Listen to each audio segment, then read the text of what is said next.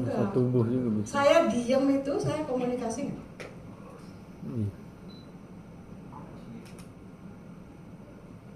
Saya diem. Masuk Ini saya aplikasi. mengkomunikasikan apa? Lagi pusing. Dia lagi heboh gitu ya.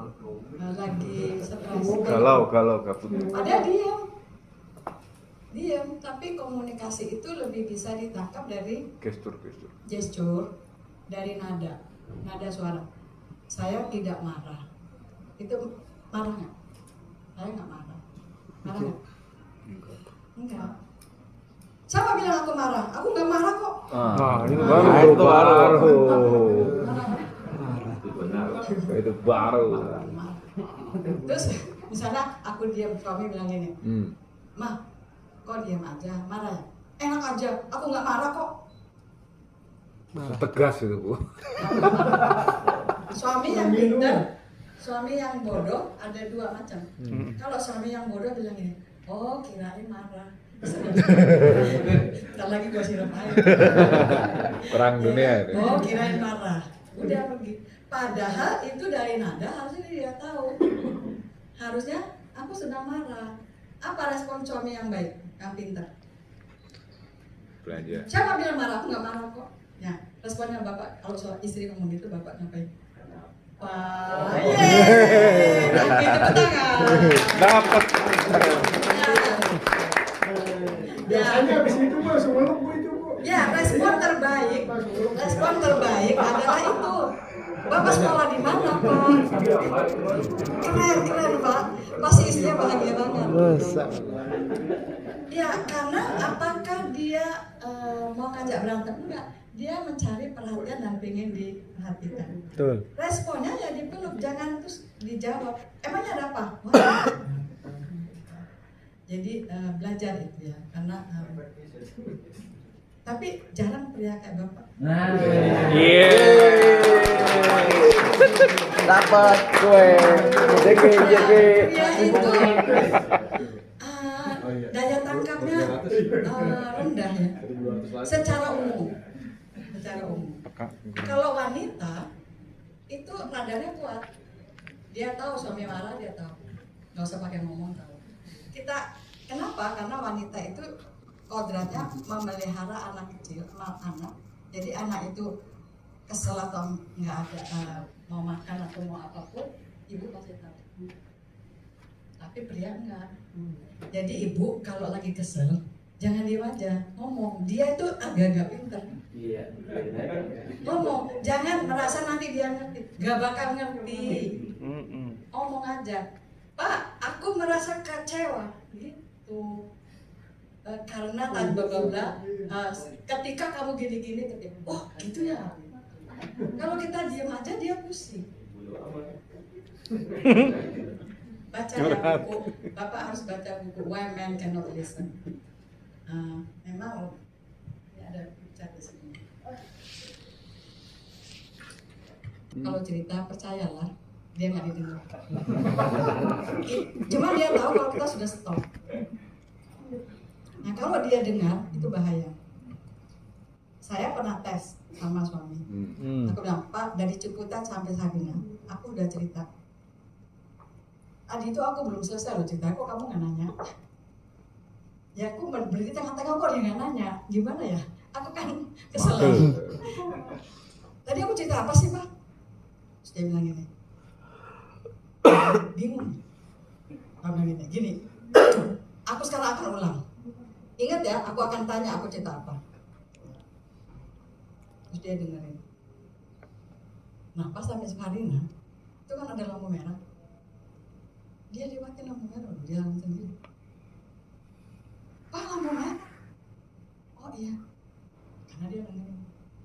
Nah saya harus belok ke Tanah Abang, itu ke kiri. Dia nggak belok. Oh pantesan nggak boleh bicara sama supir. Kalau dia mendengarkan, dia nggak bisa fokus. Jadi satu-satunya cara kita dianggap radio rusak. Ulang-ulang aja nanti di rumah cerita lagi. Gitu ya. Karena kita punya stok itu bicara banyak. Jadi jangan, dan dia memang fokus. Itu memang areanya segini nih Pak, bener sesemut. Apalagi kalau dengar bayi nangis kalau malam ya. Itu mesti pakai mikroskop, nggak ada. Ibunya sudah bangun, bapaknya acuh aja. Oke. Nah, lanjut ya lanjut. Ketika kita berkomunikasi, apakah hanya kata-kata yang penting? No. Kata-kata hanyalah sebagian kecil, katanya cuma 7%. Apa yang 93%? Ya nada dan bahasa tubuh. Ekspresi muka. Ada yang bilang, oh makasih ya. Itu terima kasih nggak sih? Oh, tas kamu bagus deh. Bagus nggak? Kayaknya KW. Kelihatan nggak? Kalau sesama wanita tahu. Kalau pria mah nggak tahu. Biar aja pria banyak nggak tahunya ya. Oke. Apa itu komunikasi verbal? Mudah-mudahan bisa jalan. Kalau di sini nggak bisa. Nggak mau. Ada. Kalau ke sini bisa. Ye, kan bisa. Ada apa di situ, Pak? Ada yang tua, Bu. Oke, komunikasi verbal adalah komunikasi dengan kata-kata. Verbal itu bisa juga terlisan, bisa juga tertulis, ya. Dan pentingnya komunikasi verbal itu memang harus jelas, ringkas, dan sesuai konteks. Gunakan bahasa dipahami, hindari jargon. Apa itu komunikasi nonverbal? Dari lihat bahasa tubuh ini aja kita tahu orang yang sebelah kanan itu setuju apa enggak, defensif atau tidak, ya kan? Walaupun cuma gambar. Kalau nonverbal itu bahasa tubuh, ekspresi, nada suara, kontak mata. Nada suara naik itu berarti marah atau tegang. Senyum itu berarti bersabar. Menunduk tanpa bicara bisa berarti ragu atau tidak setuju. Melipat tangan di dada bisa berarti defensif, nggak ngaku. Ini pasti dia waktu dibicara tadi. Kalau kita lihat anggota tim kita bahasa tubuhnya seperti itu, apakah kita mau terus bicara? Enggak lah, dia lagi nggak mau dengar. Karena dia, ya dari bahasa tubuh kita tahu dia nggak terima. Okay. Ingat komunikasi nonverbal kadang lebih dipercaya. Nah, komunikasi ini contoh komunikasi yang nonverbal yang baik itu be present, attentive, dan juga kontak mata dan bahasa tubuhnya terbuka. Jangan begini, jangan juga begini. Itu mengatakan bahwa kita nggak setuju. Oke, ini bahasa tubuh positif atau negatif? Positif ya. Ini berarti dia positif. Kalau ini semua mengatakan negatif. Nah, yang paling ini artinya dia ngapain? Mikir. Bu, saya lagi ngomong sama ibu ya. Ibu cerita apa? Mau cerita apa? Ibu cerita tentang cerita apa sih?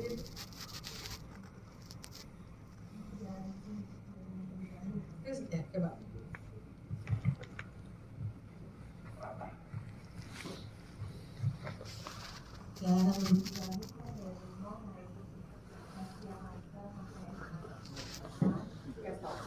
Kalau waktu saya mendengar tadi itu saya artinya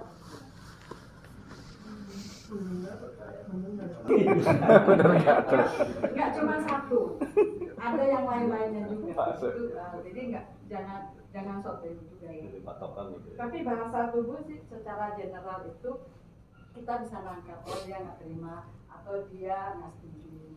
Misalnya bos lagi ngomong lalu gini, itu kan ini bapaknya selesai. Nah kalau anak buah kita gini-gini secara nggak sadar, kita berhenti dong ngomong. Kamu udah nggak sadar ya? Oke, silakan. Gitu. Kita harus banyak belajar. Baca bukunya bagus deh, lucu-lucu. Aku suka baca buku dan aku suka ke stasiun. Lihat orang-orang gaya lucu-lucu. Sampai naksir sapa tuh bisa tahu. Padahal nggak dengar dari jauh. Bahasa tubuhnya menunjukkan dia senang sama si ini, tapi nggak suka sama si ini.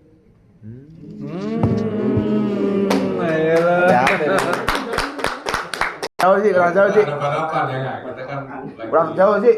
menyampaikan komunikasi kita ya. Kita perlu. Oke, yang selaras ya Bu ya, kita coba ya. Ya, coba. Yang selaras. Kita perlu menyelesaikan ini tepat waktu.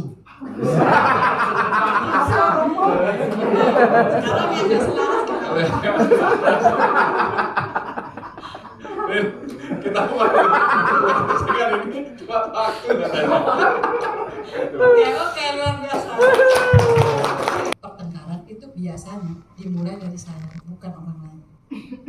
Karena kita salah mengirimkan pesan, ya, jadi bahaya. Nah, sekarang bagaimana kalau kita komunikasi sama atasan? Dan bagaimana kalau komunikasi sama bawahan? Bapak Ibu punya atasan ya? Punya bawahan? Punya ya? Atasan? Tuhan kali ya atasannya. Oke. Komunikasi dengan atasan. Pernahkah Anda merasa komunikasi dengan atasan harus hati-hati, ya nggak? Tapi kalau ke bawahan harus ekstra sabar. Kalau ke atasan memang harus hati-hati. Menurut Anda, apakah cara kita berkomunikasi seharusnya berbeda tergantung siapa lawan bicara kita nggak? Harus beda nggak? Ya harus beda. Oke. Nah, itu saya buatkan ringkasan yang gampang. Kalau dari atasan ke bawah, dari mana saya tahu gambar itu bilang dia atasan dan ini bawahan? Ini kan foto saya ambil dari Google. Itu saya label atasan. Kok bisa saya label atasan?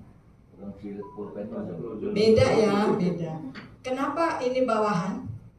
Tangan. Pak boleh berdiri sini saya mau. Wah, ini baru deh. Ini baru atasan. Atasan baru nih. Atasan ini. Kalau misalnya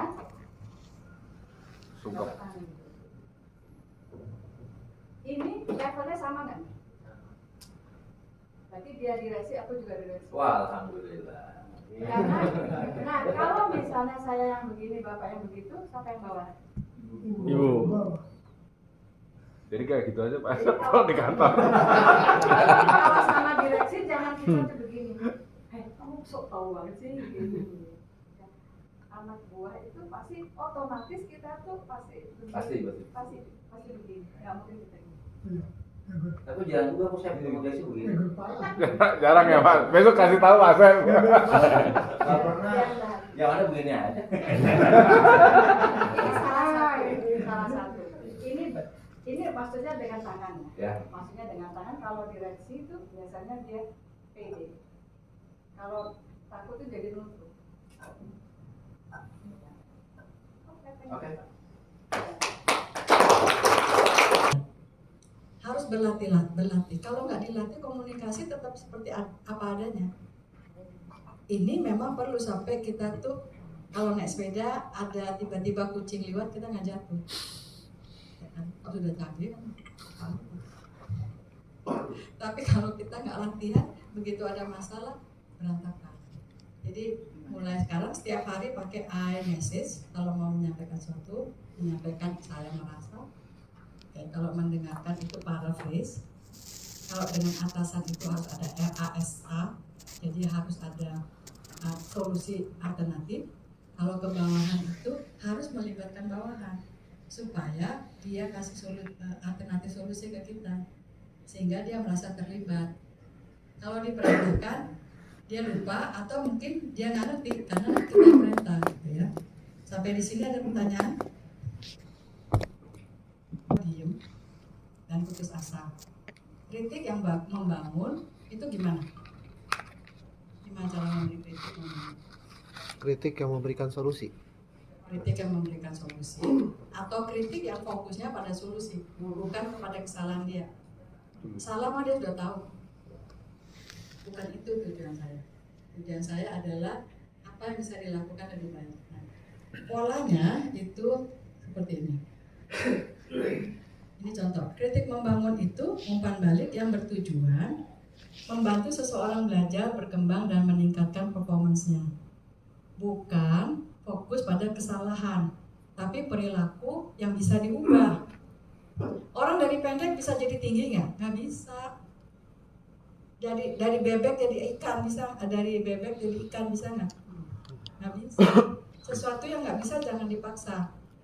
Ada perlombaan binatang-binatang untuk kecerdasan binatang. Lombanya adalah manjat pohon. Kira-kira mana yang paling bodoh? Dari semua binatang. Manjat pohon. Ya ikan mau sampai mati juga nggak bisa naik. Karena atasnya manjat pohon. Jadi sesuatu yang nggak bisa dirubah ya jangan pusing gitu. Ikan nggak bisa naik pohon. Caranya adalah tesnya dirubah. Lomba berenang. Siapa yang paling nggak bisa?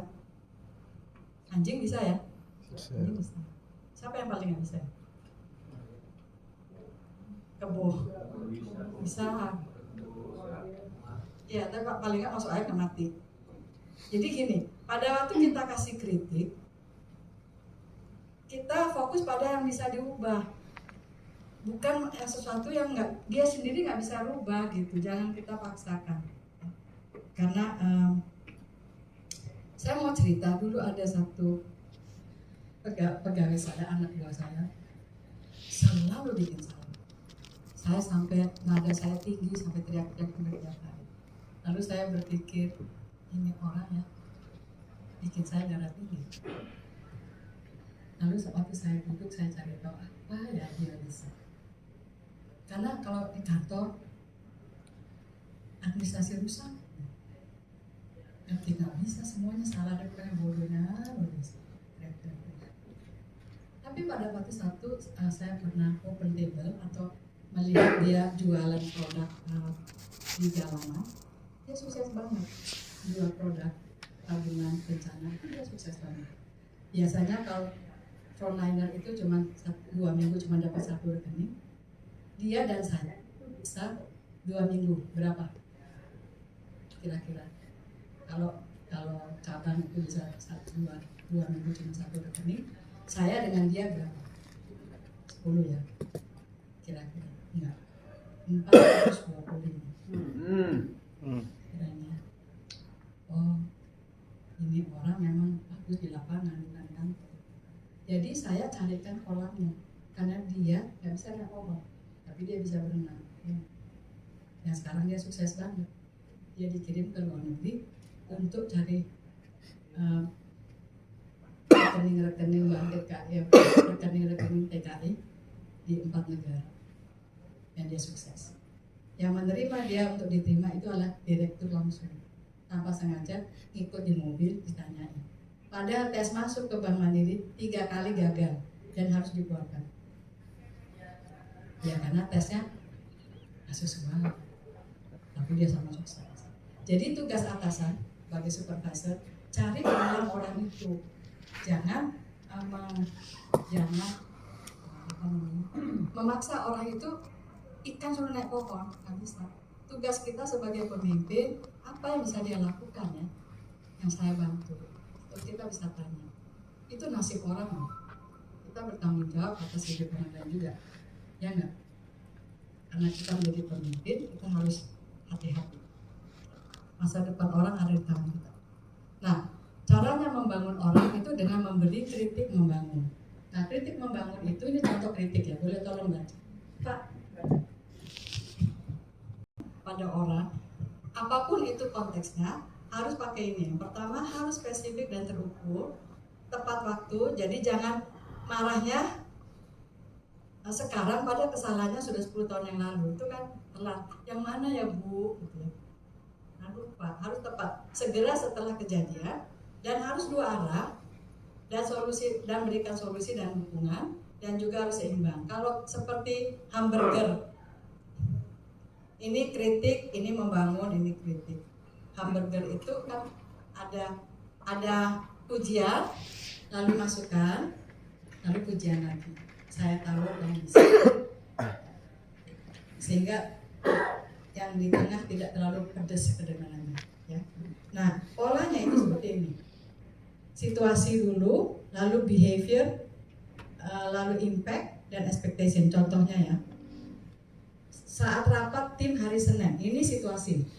Lalu kedua, kamu mau motong pembicaraan tentang kerja, ini perilaku. Terus, itu membuat rekan kerja enggan menyampaikan ide, ini impactnya. Lalu harapannya, saya berharap kamu bisa memberi ruang bagi rekan untuk bicara. Jadi secara keseluruhan seperti ini. Boleh Bu baca? Yang atas. Dalam kurungnya nggak usah dibaca. Pada saat meeting Senin, kamu beberapa kali memotong pembicaraan rekan kerja. Ini membuat rekan lain enggan berbicara. Ke depan, saya berharap kamu bisa memberi ruang bicara bagi yang lain. Jadi pada waktu bicara kan